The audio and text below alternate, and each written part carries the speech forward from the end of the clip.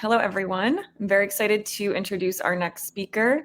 We have Krish Iyer, VP of Industry Relations and Strategic Partnerships at ShipStation. For those who are not familiar, ShipStation and ShipBob partner to quickly and efficiently connect different sales channels and route orders where they need to go. Our integration allows you to easily sync orders from all sales channels to your ShipBob dashboard for a seamless omni-channel fulfillment experience. So very excited to have you, Krish, and I'll pass it over to you.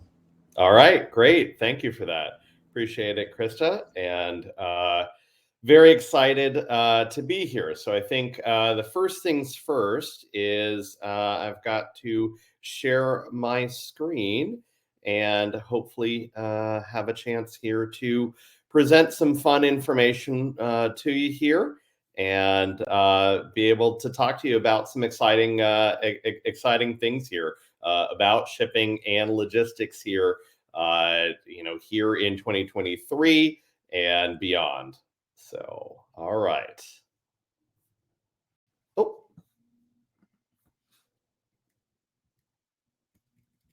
looks like it skipped me all the way to the start. So please bear with me, and I will get to the place that we wanted to be.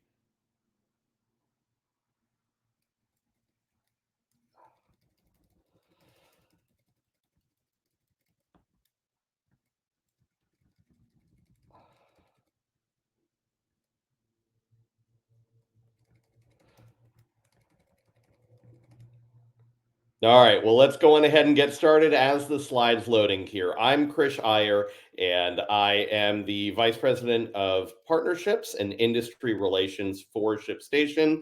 As mentioned before by Krista, we are here to solve problems in the industry related to shipping and logistics, and partner with our good friends at ShipBob to create a seamless experience across channels and for merchants of all sizes. So very excited to be here finally. All right, now we've gotten into the slides.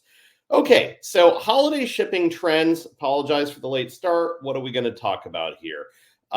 Consumers, their intentions here for holiday shipping, where they're shopping, what they expect out of shipping and delivery, and finally some takeaways that you can have here for the future.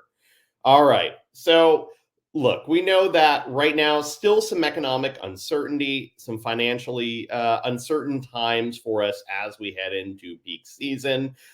Despite really good results here we had on Cyber Monday, Black Friday, still, most of us are still feeling that pinch. So, what does that really mean? That means that inflation, general economic outlook, rising interest rates, people are still having concerns and they're up from last year. So I think what that means as a takeaway is we're probably going to see fewer big ticket item purchases and certainly lower value.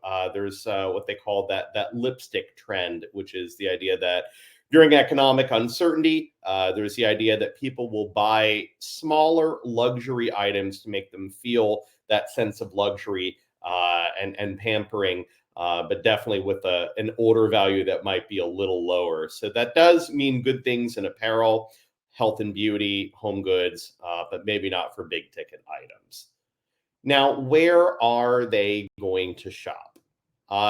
Marketplaces. It goes without saying, certainly for our friends at ShipBob and us, we specialize in having that seamless experience across marketplaces, wherever you sell, however you want to ship.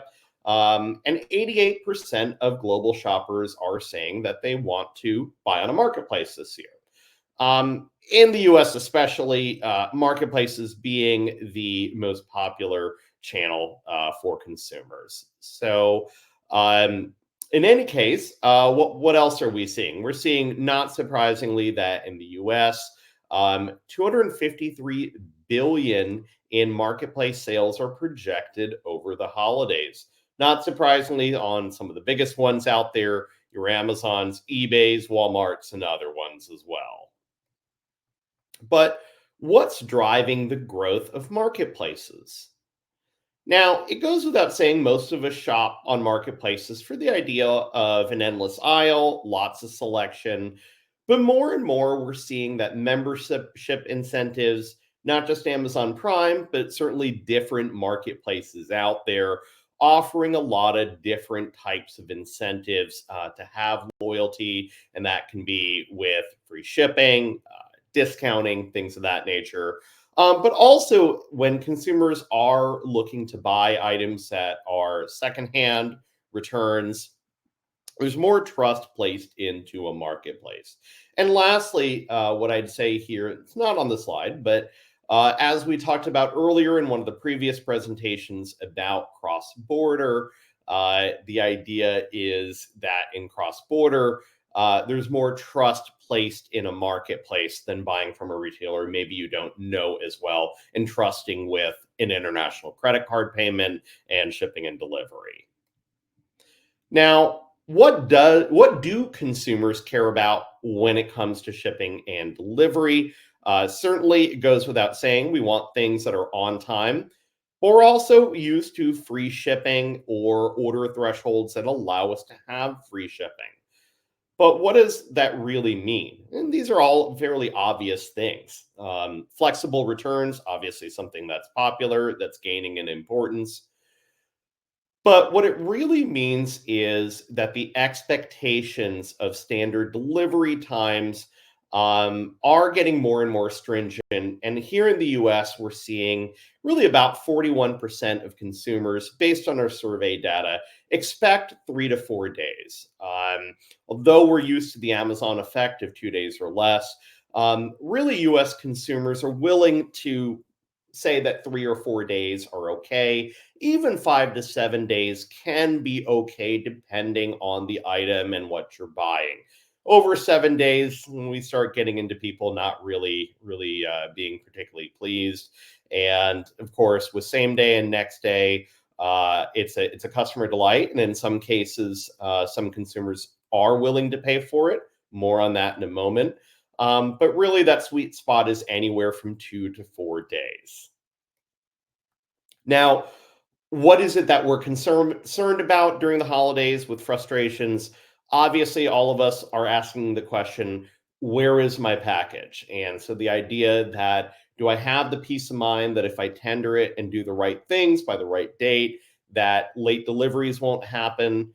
Obviously, all of us are concerned about having to pay for shipping, and the retailer themselves on how much they're going to have to subsidize shipping itself.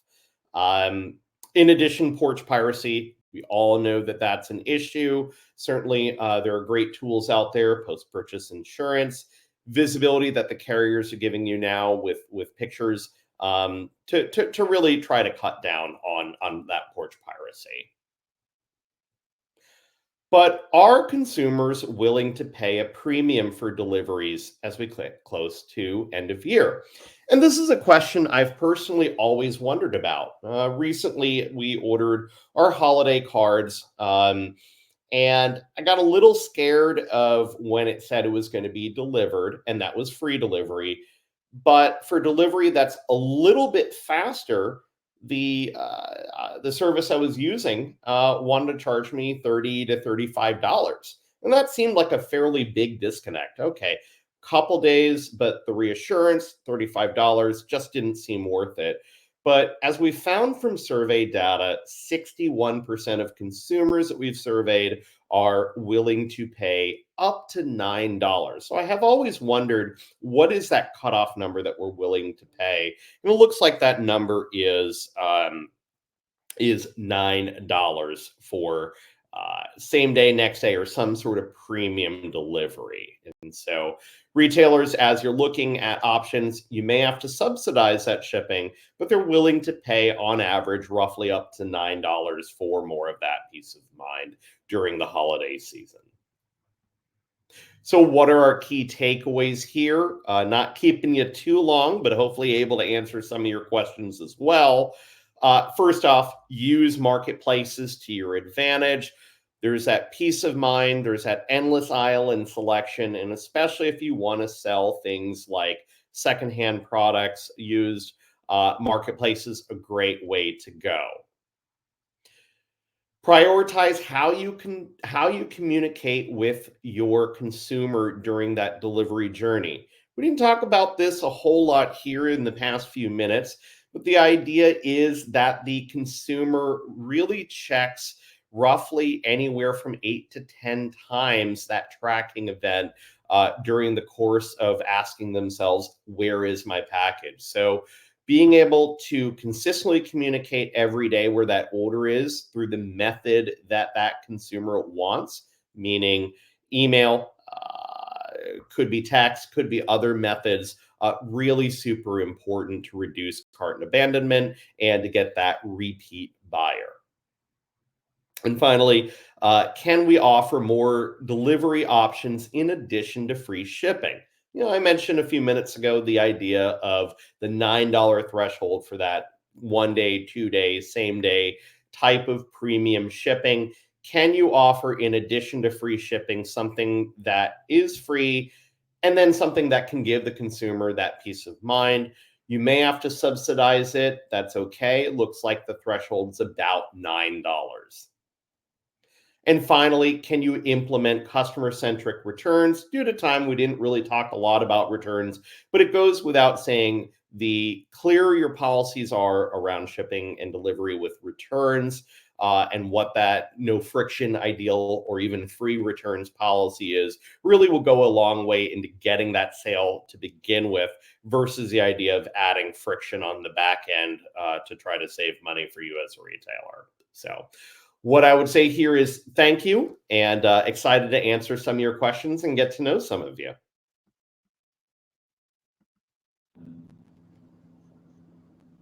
All right. Thanks so much, Krish.